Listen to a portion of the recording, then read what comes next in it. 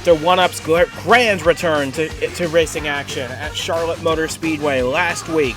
This week, we take on possibly the fastest and most hectic of all of One-Up's racing venues, Talladega Superspeedway.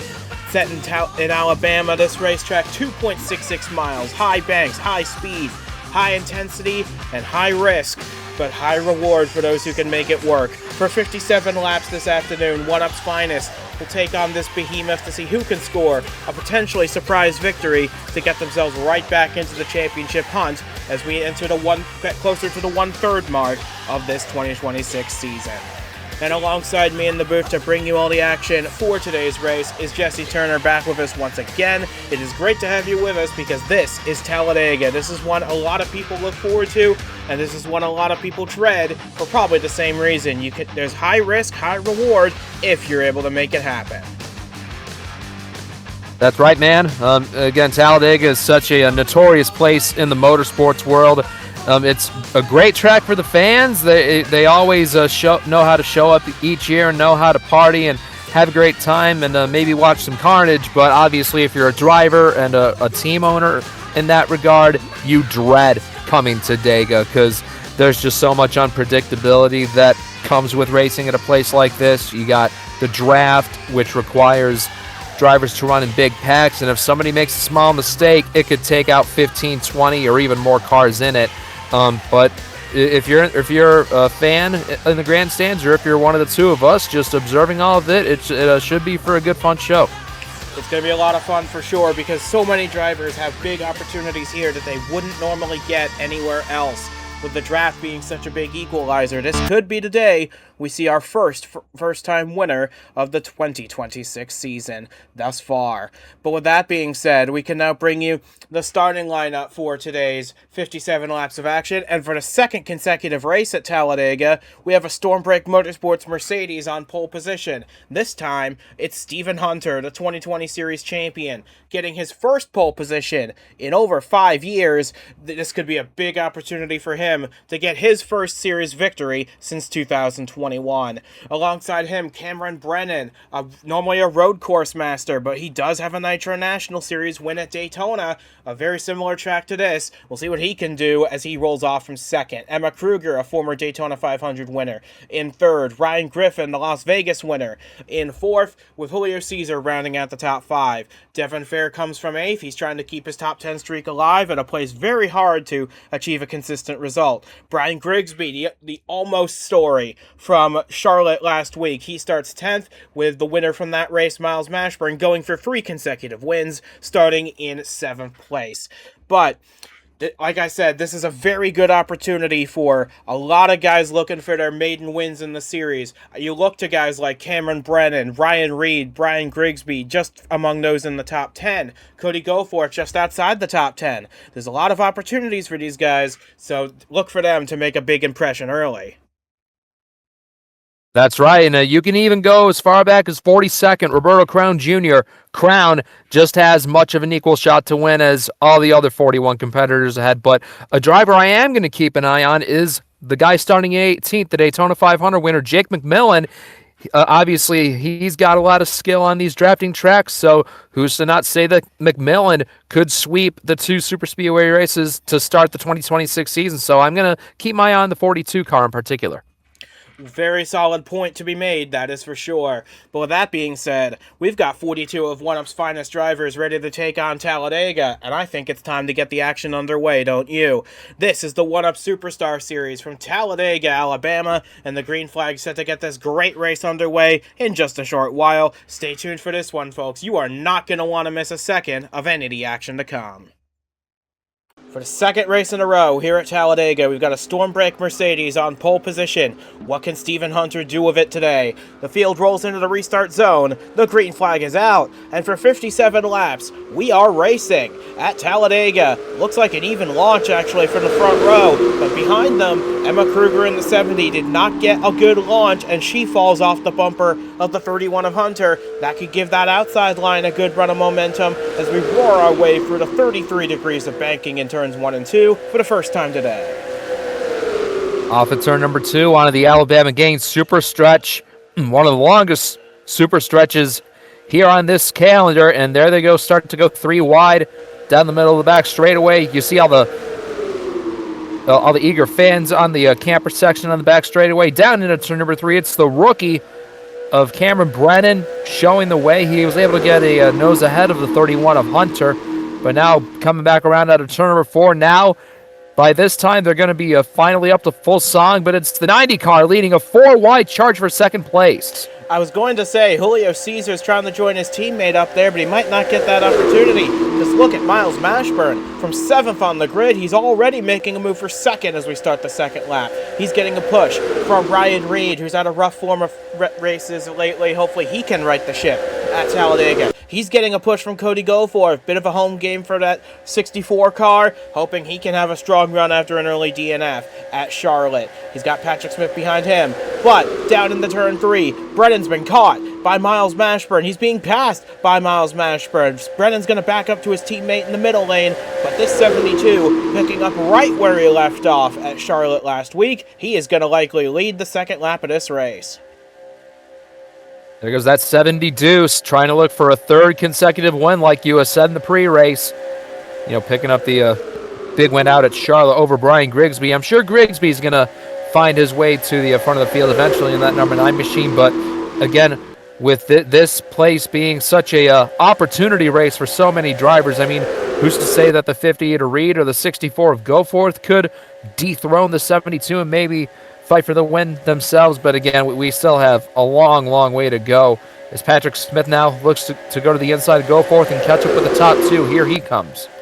And Patrick Smith's no stranger to success on the Superspeedways. He won multiple poles at this track type last year, so he knows how to extract the most raw speed out of that Fingai Saitomi machine that he possibly can. He now ducks to the inside of Ryan Reed for second place with a push from 2 of the Venta Motorsport teammates, McDonald and Thomas. But right behind the 16, I noticed the other Zaxby's Chevrolet in the field, driven by Angel Gutierrez this week, back for a second consecutive bite at the apple. Now he's going to try and make a move up towards the top 10 after starting this race all the way down to 26.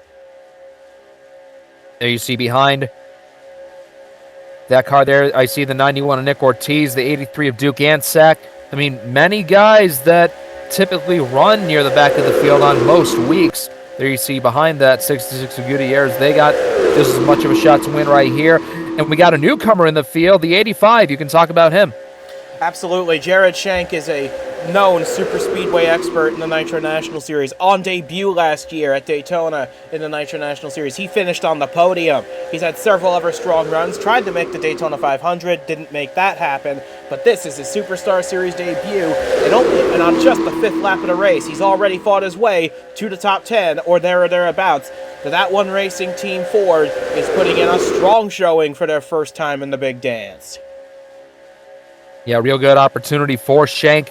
Again, I mean, if he's lucky to escape a pileup and come home with a clean finish, I mean, once the big one happens, a lot of cars can get torn up, so this would be good for him to get a strong debut result. And now we're watching the 66 of Gutierrez go by Ryan Reed. But still, the more these guys contest with positions amongst themselves, that's just going to allow the 72 of Mashburn to keep on rolling away from them.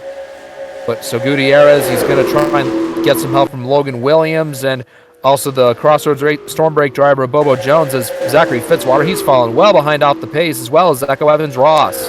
Yeah, I think the 59 at least has definitely lost the lead pack on lap 6. That is a big shame for Fitzwater in his final few races at Talladega. Hoping for a good result, probably won't get it unless he gets a caution later on. But up at the front, it's the 2 Robbers teammates up at the front. Hold that thought. Bobo Jones to the inside, making a move. And how about this 95 car? A 4th car for Fitzwater Australia Racing, being driven by their rookie sensation in the Nitro National Series, Cody Lamas. This is his Superstar Series debut as well.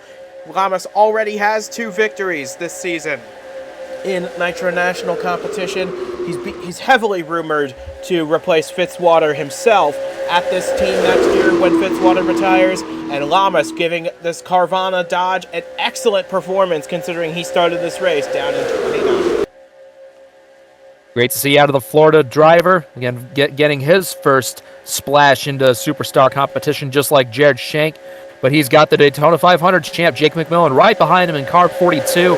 So he's got a great guy to be getting a push from, is that 95 Lamas. He's going to try and take the third position away from Gutierrez, but in the meantime, Bobo Jones on the 1 car. These are the kind of places where he can shine at the most. He tries to shut the door on the 95 Lamas, and now he'll give chase to that 72, but is Lamas going to take the opportunity to go into second? Looks like that's what he's doing.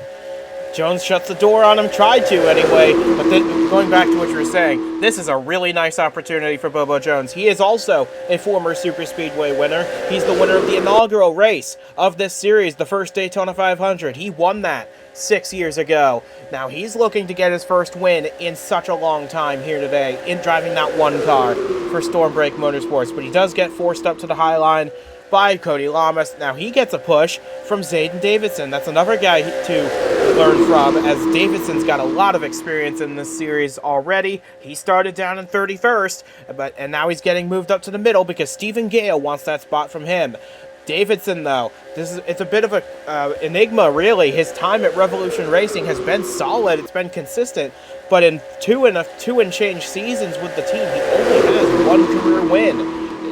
It's a bit strange to think about, considering the powerhouse that Revolution Racing has been over the years. But Davidson is more than up to the task, and maybe today he can get that second one. Maybe today that might be the day for Davidson, but he's still got to plug away at it just like all these other guys. Here's Sam Donotto being noisy in that number 77 ride. He's got William Brock, who rarely shows his face up at the front of the field on a regular track. There's him in that 93 car, also trying to make his presence known. But now Joshua Michaels trying to join the 72. He's got a fast number 6, as it's well known. He had a great speed weeks for sure in that number 6 ride. Ryan Caggiano in the other Fitzwater Australia car in that Outback ride, trying to push the 6 car through. And this is the other Robbers Racing car, the teammate to Gutierrez and to Mashburn. So for Michaels, he's had a bit of a rough start to the season, but he's very enthusiastic about this weekend. He knows he can do well here, and he'd love to return to this 6 car for 2027, but he knows he's got to deliver the goods. Maybe this race here, right now, he can demonstrate his ability by helping his teammate maintain their presence at the front. And there's that 21 of Devin Fair. Obviously, his well-noted top 10 streak to start the season, it is still intact as of the round of Charlotte. You see him being put in the middle 3 wide right there for third. But then this 21, I mean, if he's able to come out of here with a top 10 today out of all places, like, he would be in really good shape to keep that streak alive even then, because obviously maintaining that streak at a place like Talladega would be tough to do for Fair. And I noticed the car that just passed Devin Fair for a spot in the top 5, that blue and white car in 4th position. Francois Chastain, this is his first attempt in the Superstar Series at Talladega. He's had a rough season up to this point. He's mired deep in the point standings. He was very close to failing to qualify for this race, in fact, but he squeaked in at the last minute. Now he's running in the top 5 looking for his best performance of the year. He's got a challenge from Christian Vargas, a 2-time champion, behind him. But this 25 is really demonstrating here why he got the promotion to this series in the first place. Good on Francois Chastain, just trying to keep that Intel machine in one piece, and then just to try and keep it up here in the top 5 ahead of Vargas and also Ryan Griffin, who's making a charge back. And we see the 58 of Ryan Reed. Cameron Brennan, he's also made his way back up into the top 10. You got the 19 of Aaron Hall right there. Emma Kruger, former Daytona 500 champ. She's also right there going underneath Brian Grigsby, who coulda, woulda, shoulda won that race out at Charlotte. But now a change for second. Here's Zachary DeLello. Let's see if that number 08 Honda could maybe do something to try and thwart that 72 car away from the lead. But, I mean, Mashburn's car is just too solid for these guys to put a stop to him for now. And we saw this at Daytona as well. Mashburn led a lot of laps over there and en route to a very close second-place finish. So we know Mashburn's good on the super speedways, but DeLello thought he had a chance at it. DeLello's known more as a short-track guy, but he's proving himself to be just as valuable on these super speedways to give Mashburn a challenge, albeit momentarily. Vargas now up to second. He's facing pressure from Ryan Reed. Aaron Hall taking it 3 wide to the inside, and at Vice Valley, number 19. And he's another one of these drivers looking for their first career wins here today. Hall makes the move underneath Reed for third. Hall's one of those drivers who's been here for a long time, just never had the right break go his way. This could be a big day for him if he finds himself up at the front towards the end of this thing. Now here comes another Stormbreak car. James Ellison, the Indiana native, he's trying to make his presence known underneath the 58 of Ryan Reed, and he's got the pole sitter, Stephen Hunter, to back him up in that 31, although Hunter's got to get by the Daniel Bouchard machine right there so that he can join James Ellison. But now Aaron Hall, check out the run he's got in that 19 car, going underneath the Revolution Toyota of Christian Vargas. Again, magnificent stuff by Aaron Hall. Hopefully this could be the day that things finally come together for him and that first checkered flag can be his. But a lot of other drivers want to do the same here. But he's up in a second, though. Good charge by the 19. And honestly, for Aaron Hall, he's had an exceptional season up to this point. Bit of an anonymous season for him, but he's outperforming where that Vice Valley team expected to be. He's been hanging around the top 20 in points for much of the year. I think he just fell out of it last week at Charlotte.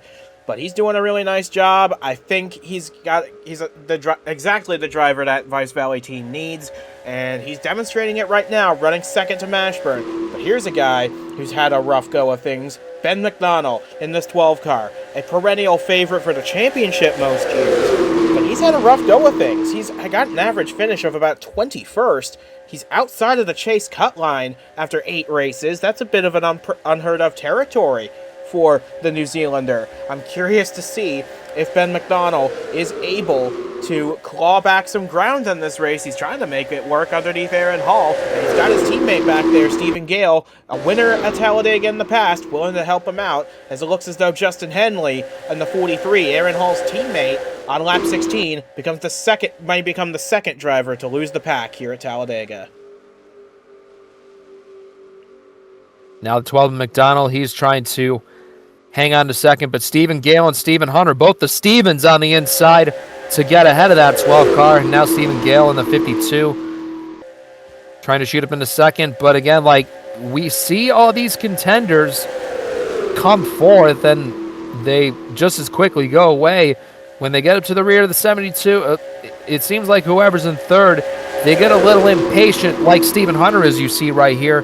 He's going to try and get underneath the 52, but it's not going to work that time. But I am noticing whenever they get a push up to the 72, whoever the third place driver is just ditches the second place. They think they can get him, but so far nobody can.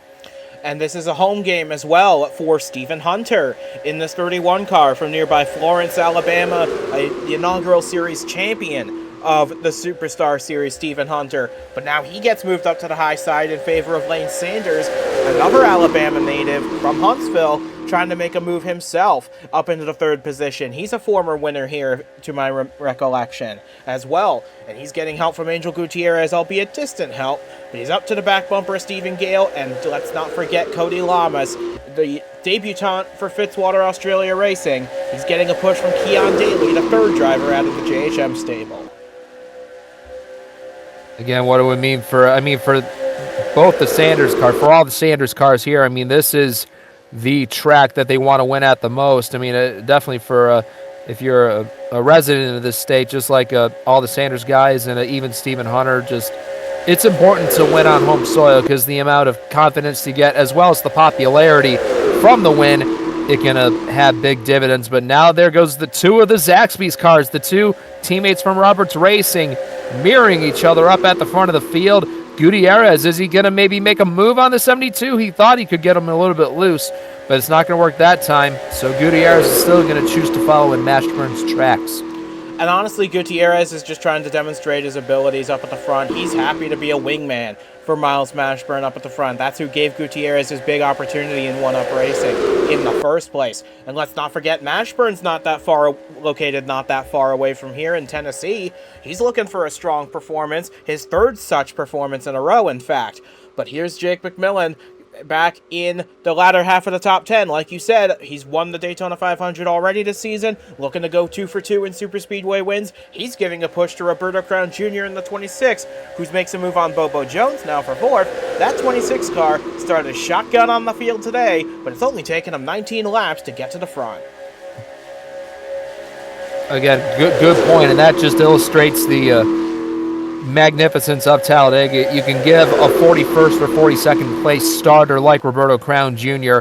an equal shot to win as the pole sitter. So good on Crown for getting into the show and just having a chance, just getting in that position where you just have a chance to be in the conversation for the win.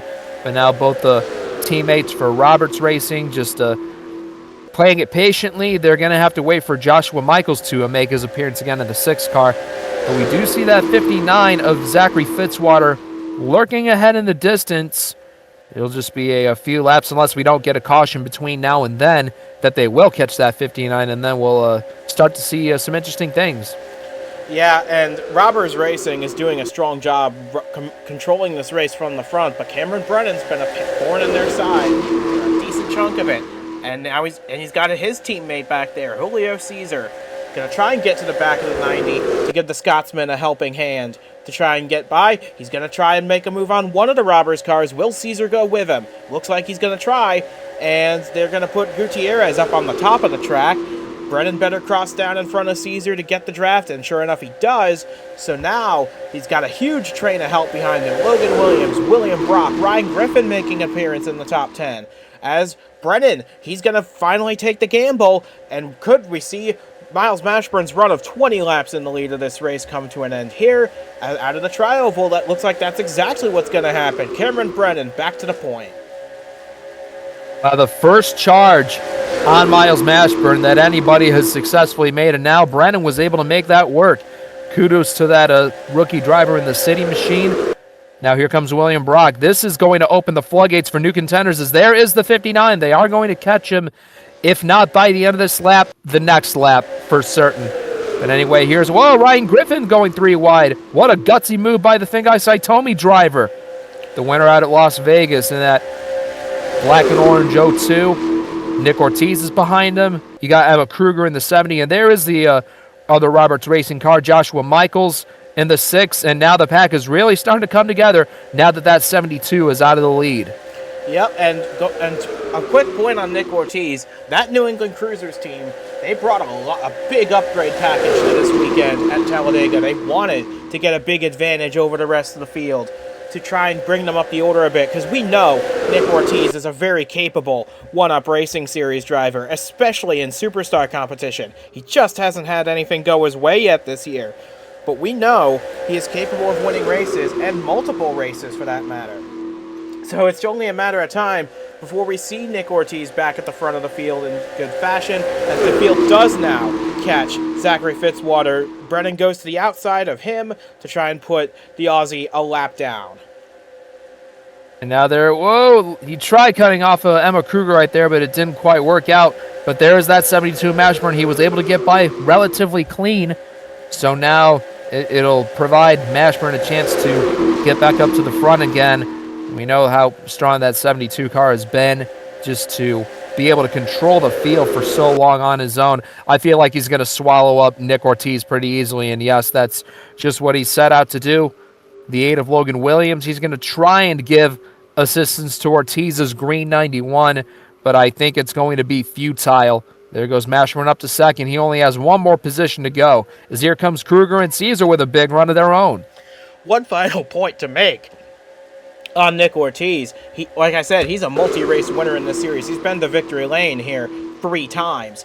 But it's been a while for this 91 car. He's been in this game for such a long time.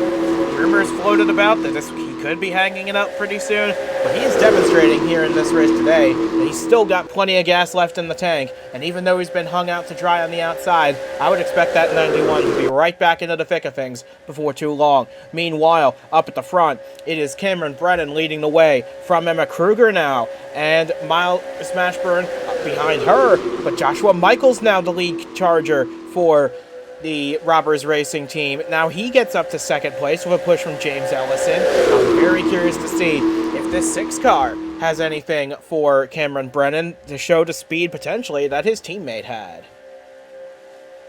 He could very well be. Now that Mashburn has been kicked up to the very outside, he might just fall out of the top 10 by the end of this lap. So now it's Michaels who may take the reins for the Roberts team. He's got Ellison behind him. He's got William Brock, Bobo Jones, Francois Chastain, Zayden Davidson, all looking on the inside line. And, you know, if you've got the inside line, if you're able to maintain it, you've got a good shot to... That's the best form of defense you can play at this place, just to stay on the inside line. And you have more control when you're down there versus way up top, because that just leaves you susceptible to attacks. But now it's James Ellison's turn, trying to steal the lead away from Cameron Brennan, just trying to get that suck at the back end of that car. It's important at a track like this to be as aerodynamically efficient as you can. But now Cameron Brennan, he looks to be the new Pied Piper at Talladega now. Yeah, he's demonstrated his abilities at these types of tracks before. Remember, I said at the top of the show, he has a win in the Nitro National Series at Daytona.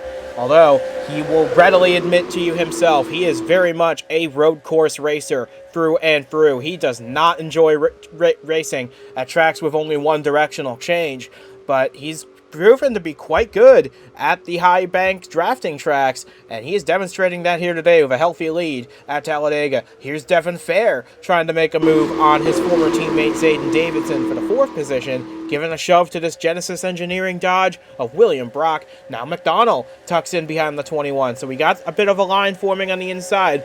Up at the front, though, Brennan and Ellison, both of whom looking for their first career wins, lead the charge as we get closer and closer to halfway. Yep, that point is coming along just fine here. There's Echo Evans-Russ trying desperately to hang off of the back of Jared Shank and try and catch his draft, but now things have mellowed out a little bit. You got Brennan, Ellison, Brock, Devin Fair, and Ben McDonald up in the top 5, but now Fair trying to continue that march forward. And it's good that at superspeedways like Daytona and Talladega, like, we get to call other names who get to rise up at the front of the field as we got pit stops, it looks like. A little earlier than I perhaps would have anticipated, considering we're not quite at half race distance yet, but a lot of the field actually coming down this time around to make their pit stop, what hopefully will be their one and only stop. But is this a bit early to be making that pit stop? Because 28 and 28 gives you 56 laps. I hate to be the bearer of bad news to these guys, but this race is 57 laps. So if you're able to stretch it 1 or 2 more laps beyond this point, I'd say you're in a lot better shape. And I think that's what William Brock, Ben McDonald, Ryan Reed, and the rest of the field who stayed out, I think that's what they're trying to do. And just look at that top 3 able to escape. McDonald, Brock, Ryan Reed. Several car lengths ahead of Brian Grigsby and lots of these other guys. I think the 26 of Roberto Crown Jr., he might be running very skinny on fuel. You see the 19 of Aaron Hall staying on the track. He's going to really risk it for the biscuit.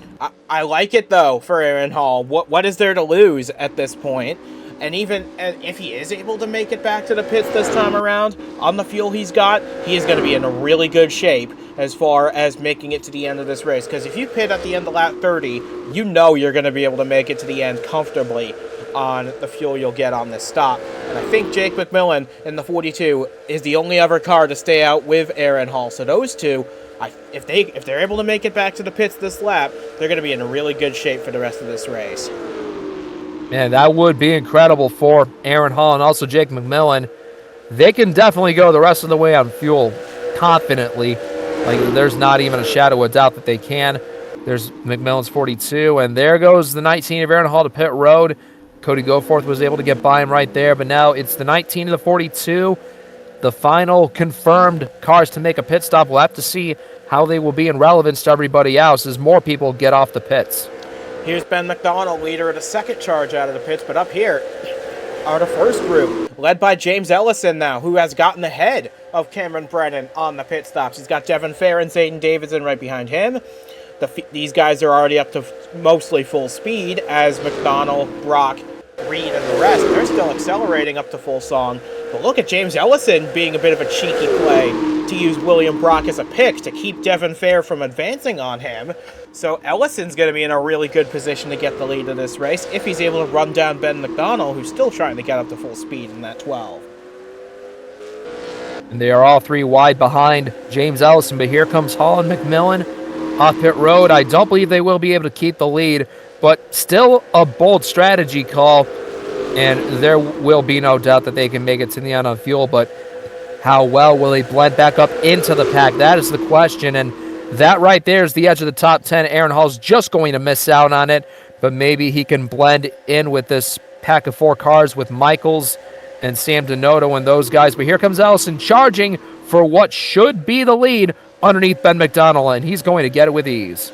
Looks like a bit of a slow stop there for Julio Cesar. He has lost the back of the draft. Cody Lamas potentially in the 95. He's racing his boss Fitzwater, who is still a lap down in this race. But up at the front, you see Aaron Hall has blended into that pack. But up here, we've got about 10 cars in this main group, led by James Ellison, with William Brock bringing up the rear. These guys are in with a really good chance at the race victory because they're the only 10 cars in this main pack that realistically have a shot, unless that second pack organizes really well and chases them down in the remaining 25 laps of this race. I think those are going to be your 10 cars battling for victory, and even if that is the case, there are a lot of drivers in this pack looking for their first career wins. James Ellison, Keon Daly, Cameron Brennan, Ryan Reed, Brian Grigsby, they're all in with a shout at that big first win, and that, is, for me, is very nice to see. Well, yeah, so more than half of the top 10 looking to become first-time winners here in the One-Up Superstar Series. That would be incredible. And, I mean, of course, Talladega's got a good record of that happening, so I'm sure we may see a new face in victory lane. But now Zane Davidson, he looks like to potentially nab his second ever win aboard that number 4 car. We do have the 43 of Henley that will be the potential first lap down car that we will reach, but now we got guys just outside of the top 10. You see Aaron Hall, Patrick Smith, Jake McMillan, Henry Thomas, Francois Chastain, Bobo Jones, and a lot of other guys, but they didn't quite get off pit road as quickly as the top 10 did. And now Cameron Brennan, who's led several laps today, he's got one of the strongest cars here up in this top 10, I'd say. And he's got a couple of Alliance teammates to help him. Daniel Bouchard and William Brock are Genesis Engineering cars. They're allied with Spa. I would expect them to work together for the rest of the day. But, and this is key point, I actually do want to make a minor correction. Earlier in the show, I said we're looking for our first-time winner of the season. We're actually looking for our third. Ryan Griffin, of course, got the job done at Las Vegas. Paul Villalobos, who's not racing today, got the job done at Hillside. But this is always a hotbed for first-time winners, and with Cameron Brennan being as strong as he's been today, he's a good candidate. Ryan Reed's a good candidate, and you can never count out Brian Grigsby, who almost got the job done at Charlotte. Yep.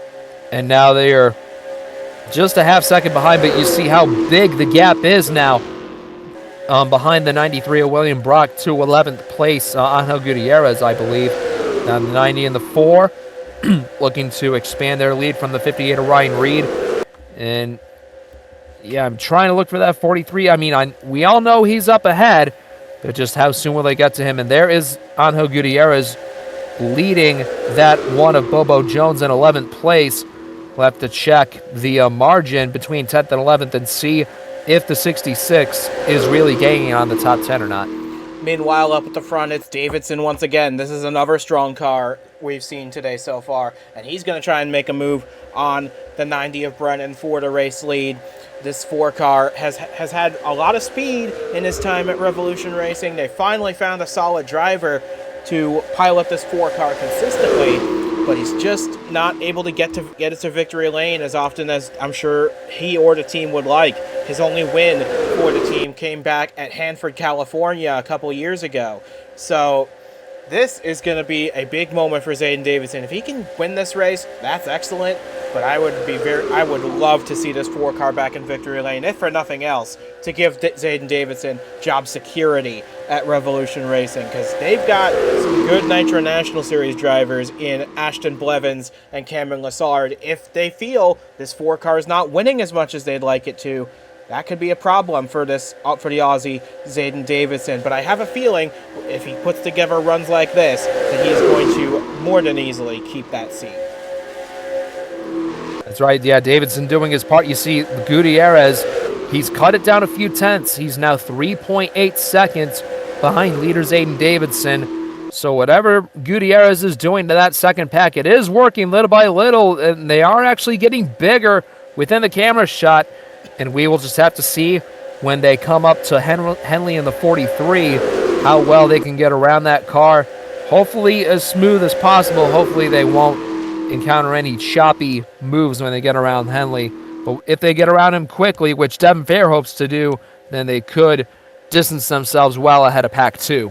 And I wouldn't be surprised if the third pack behind Gutierrez's group, I wouldn't be surprised if they even get caught up at this rate, because these guys are just swapping lanes back and forth every lap to try and gain an advantage. As we take 20 laps to go, Devin Fair cuts up high in front of Davidson to try and make the move on Henley, but Henley doesn't seem to want to cooperate very much. Devin Fair is going to force the issue anyway, but Justin Henley is having a rough time of it today. He had good speed in this race. He just couldn't keep touch with the pack, and that's dropped him now off the lead lap. If we get a caution though before 10 to go, he's now in the position to get the free pass, but still a rough go of things for Justin Henley, the Minnesota driver. And there is 11th through 19th being led by Gutierrez.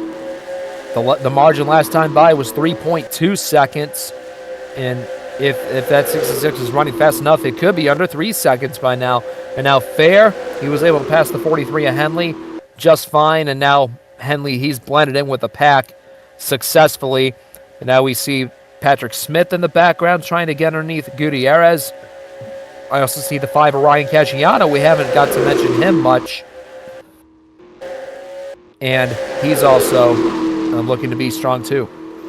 Meanwhile, though, up at the front, it's a couple of Dodges sandwiching Ben McDonald up at the front. Brennan leads, McDonald second, but not for much longer, because Brian Grigsby is on a mission. He wants redemption today after a near miss at Charlotte after leading 39 laps down there. And feeling like he probably could have won that race, maybe even should have won that race. But he's got just as good an opportunity today, and he is right in the tail tracks of Cameron Brennan. Let's see if Ryan Reed's able to give him a bit of a push down the back straightaway. As look at these packs. They're each led by a Zaxby's car from Robbers Racing. And I would not be surprised if all 3 of these packs converge on each other by the end of this race, as Grigsby dives it to the inside with a push from James Ellison to try and get the lead away. That's right, Ellison and Grigsby looking to team up on the inside of the 90 and the 58. And even though they aren't of the same manufacturer, I mean, honestly, on a super speedway, your friends are where you find them. You got to unite with whoever you can, even if they might not be on the same team or the same manufacturer. They're just, you want to get to the front whichever way you can. And James Ellison has realized that. And there's Patrick Smith now. He is the new leader of Pack 2. With Caggiano and Donato behind him, and also Roberto Crown Jr., the last place driver. And the third pack has caught up to Pack 2. We might see one big pack by the time we get to the finish of this thing, which is only 16 laps away. But Allison, to the point.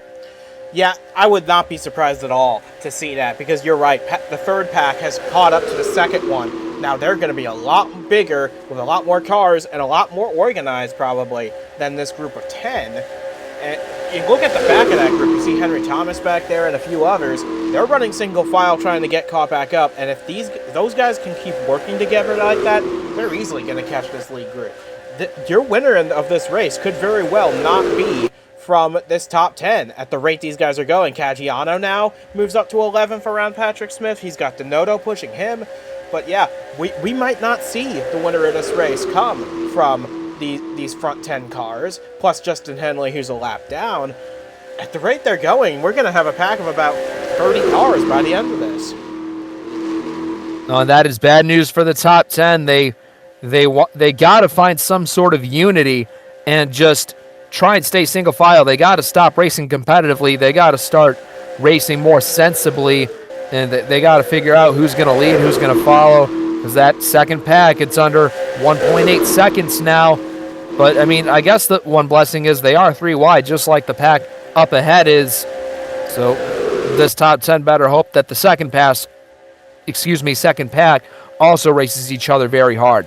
I think the wild card factor in this league group is that 43 car of Justin Henley. He knows he's not racing for the win at this point. He's looking to get his lap back, and he wants to do that by any means necessary, even if it means hindering these guys who are racing for the win. He doesn't care about their races. He wants to get his lap back to get his best of finish, as we had trouble into the tri-oval. Joshua Michaels on pit road with damage to the back of that 6, and Jeffrey Finguy in the 92 with a smashed-in front end. I don't see a yellow flag coming out for this, but we've had 2 good cars with a lot of damage, and they could be our first 2 retirements from this race.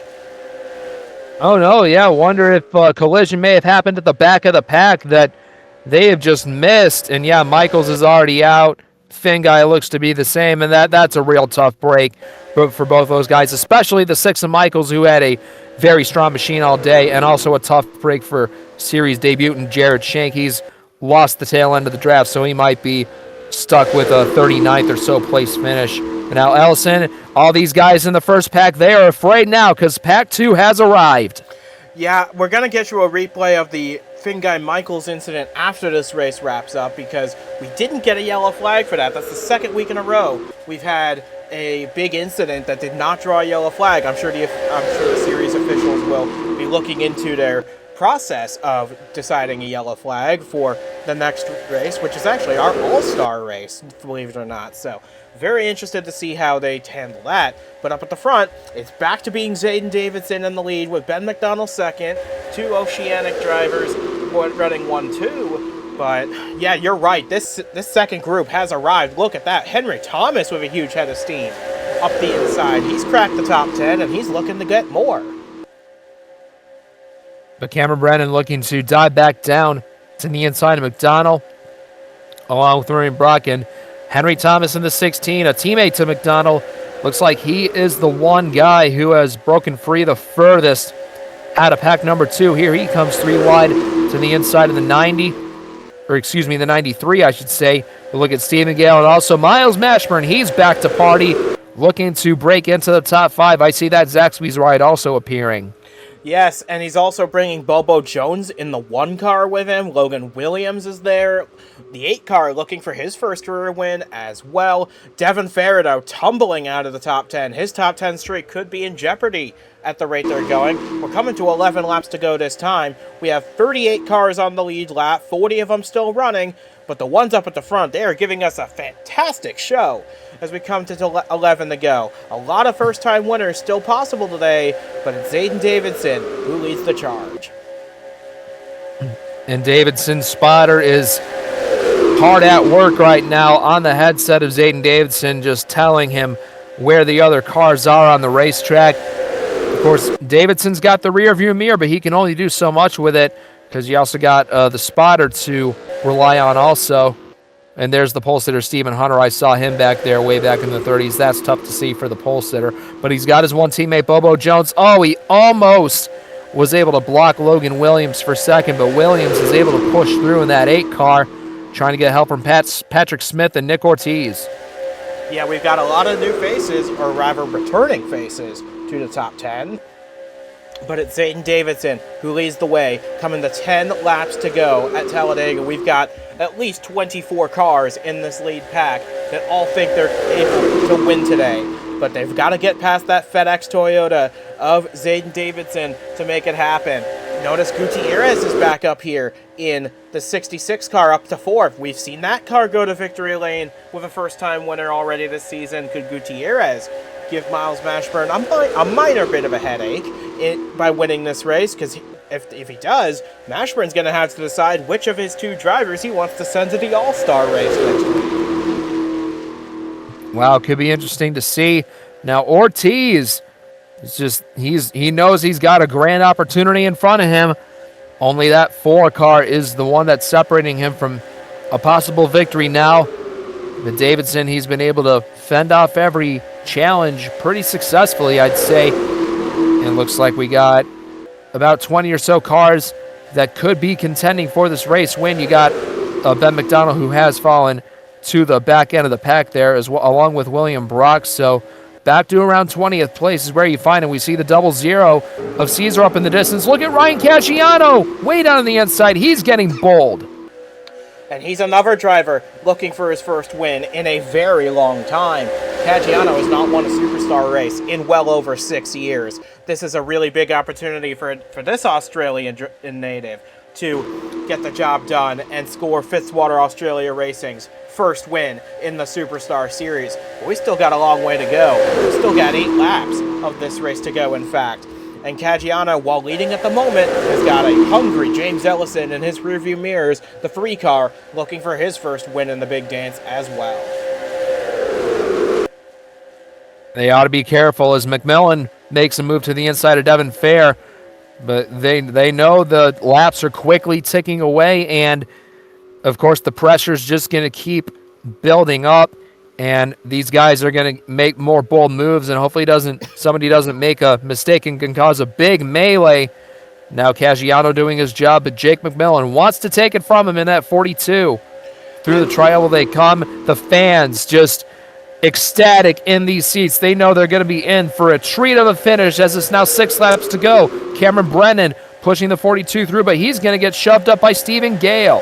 And wasn't Cameron Brennan running at the back of this field just 2 laps ago, come from 24th to 4th, third rather, in the span of about 2 or 3 laps? Cameron Brennan's got a hot piece today, but he's got some pressure now, as does Jake McMillan, because look at the Applebee's Camaro of Henry Thomas, looking for his first win in such a long time. He has been the most vocal about his winless streak. He wants it to end in the worst possible way, and he is so close to that now. He moves up into the lead, but will his teammate and team owner let him hold on to it?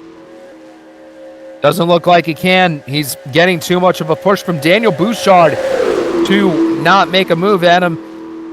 You see the 73. He's also looking to get back into the winning side of things here. Bouchard, yeah, Bouchard's Roberto never, Crown Jr. Bouchard hasn't won a Superstar race in 6 years, so he's looking to break a long winless drought himself in that 73 for Genesis Engineering. But Ben McDonald now to the top spot. He's got Thomas and Gale, both of his teammates, all 3 Venta cars controlling all 3 lanes. That is exactly what Ben McDonald wants to see. But he's still got a ways to go in this race. We're coming to 5 laps to go. Time is of the essence. That is right. And I haven't forgotten that 0-0 of Julio Caesar, who is the last car in the lead lap. I wonder if we'll ever get to catch him in these final 5 laps or so. And now Angel Gutierrez getting a push from Bobo Jones. And there is another Stormbreak car, James Ellison. So Jones and Ellison, they have a chance to exemplify some teamwork here as they get onto the Alabama Gain Superstretch. Gutierrez to the inside of McDonald. And Stormbreak Motorsports, as an organization, has never won in the Superstar Series. Could Jones or Ellison be the first to do so for this team that has had a lot of success in the trucks and in the Nitro National Series before them? But now Brian Grigsby's fighting his way back to the front. I haven't forgotten about that 9 car and how he's desperate for a win after the near miss at Charlotte. But Gutierrez, as fun as it was for him to lead for a little bit, he's now been pushed up high. James Ellison to the top spot by a fender over Gutierrez with now just 4 laps remaining. 9,000ths of a second, Ellison was able to lead that lap over Gutierrez. Brian Grigsby pushing him through. There's Patrick Smith, the lone Fingai Saitomi car in this top pack. There's that green 0-0 just lurking ahead. I know Julio Caesar's just minding his P's and Q's, but what's he going to do when this pack swallows him alive in the final 3.5 laps? Grigsby gets pushed to the lead. Patrick Smith and Myles Mashburn following. Yeah, if they're going to catch Julio Caesar, it's going to be on the final lap of the race or coming to the white flag. He's a bit far ahead at the moment, but he's losing about 3 seconds a lap to these guys. They're going to catch him probably on the white flag lap. But Grigsby now leads this race, and he knows exactly who is right behind him. It's the guy that denied him so cruelly his first career win last time out at Charlotte. Look at the role reversal from Charlotte Motor Speedway. It's Grigsby once again leading the way. It's once again Myles Mashburn leading the charge against him. But look at Devin Fair. He's going to try and help the 9 car out a little bit by making Mashburn a lot more problematic of a position than he was just a bit ago. Grigsby is in a great position here with coming to 2 laps to go. This could be a big redemption story. How about Grigsby for the Fitzwater Australia Racing Team? Just trying to break through in a winner's circle for the first time, but he's got Devin Fair, who's got that top 10 streak going for him. Popsicle sticks in the air, 2 to go. Logan Williams in the 8 car. He's going to try and push that 21 up high from second place. Williams with a bold move. Emma Kruger also right behind him in the 70. Fantastic stuff for Kruger, and also Gutierrez. He's in the picture too, but where will Grigsby go as he's coming up to the 00? And Jared Schenk's not that far off the road either, and he's going slower than Caesar is. So this could be a much bigger battle than we perhaps anticipated. We're coming to the white flag right here. Grigsby's not in a great spot. Caesar's holding him up a little bit. I'm very curious to see how this is going to shape out over the final lap of this race, because Grigsby is doing everything to hang on to this lead, but he might not hold it for much longer. 2 Game Breaker teammates to his inside, Kruger and Donato. The white flag's going to come out here, and Grigsby leads in at the line, but only just. That 00, forget about him. He's on the tail in the lead lap. For the lead, Sam Donato in the 77, being pushed by Ryan Caggiano in the 5. I think Caggiano may be in the best spot possible right here if he can just keep that inside. He shoves up to the middle, though. Cameron Brennan looking to make some noise in the 90. Half lap to go, but Donato is going to be clear going into 3. Sam Donato is looking for his first win in a couple years. He's leading the charge through 3 and 4 for the final time. But Cameron Brennan, the rookie, trying to make an impression in the final 100 yards of this race. He pulls low. He brings Stephen Gale with him through the tri-oval. Remember where the start-finish line here is? It could make all the difference. Out of the tri-oval, it will be a first-time winner, Cameron Brennan, for Sanders Performance Autosport. What a job. He gets it on the final bit of lap. Goodness me, how exciting that was. Cameron Brennan executes the last lap pass to perfection. He timed it perfect to get to the inside of Sam Donato, and thank goodness for him that Stephen Gale was there in the 52 to be a friend and to give him that friendly push by Donato. And oh man, that was exhilarating to watch. And for the second week in a row, absolute devastation for the Motorola Dodge of Brian Grigsby. He came so close once again, but 7th place today is all he'll have to show for it. Still a strong run, and it'll boost him up the points even more, but he's going to be lamenting for the second week in a row as a result. Sam Donato 2nd, Stephen Gale 3rd, Caggiano 4th, Devin Fair keeps his streak alive somehow with a 5th place result. As, we got a little bit of a contact back here. Lane Sanders with a little bit of a slide out of turn 4. But Emma Kruger 6th ahead of Grigsby. Logan Williams, Patrick Smith, and Jake McMillan ran out the top 10 as a couple guys look to be out of gas at this point. I think Cody Lamas had an issue late in the 95. He's being scored 3 laps down at the moment at the finish. Very tough break for the Lamas in his Superstar debut. But, oh, my goodness. And Cameron Brennan entered this race, entered the final lap 9th on the final lap, and he stormed through them all. We'll get you a replay of some incidents in just a moment as well. So we're starting with the minor of the 2 incidents. Bobo Jones looked to have run out of gas on the final lap, perhaps. And I think that one was more of a miscommunication than anything else. Sanders gets into the back of Jones. Echo Evans-Ross gets into him. Bit of a miscommunication, but it's the end of the race. I don't think any harm came out of that. But this was the big accident of the day. About 2/3 through the race, Michael's minding his own business up high, but the engine can't make it. He tags Emma Kruger, and Finguy just nowhere to go. They both go sliding into the infield grass, and that is heartbreak for both those guys. Michaels did nothing wrong. Finguy had nowhere to go. Just tough situation for both these guys who had fast race cars today. bitter disappointment for these two drivers, especially considering the speed in which they raced today. But Cameron Brennan, I tell you what, he was ninth entering the final lap. He left it a winner, and that is a big deal for him in that 90 team. It's his first career top 10 in the Superstar Series, if you can believe it, in fact. Oh, yeah. I mean, nothing short of impressive for Cameron Brennan. I mean, he started on the front row, so he had great raw speed in that number 90 car right off the bat.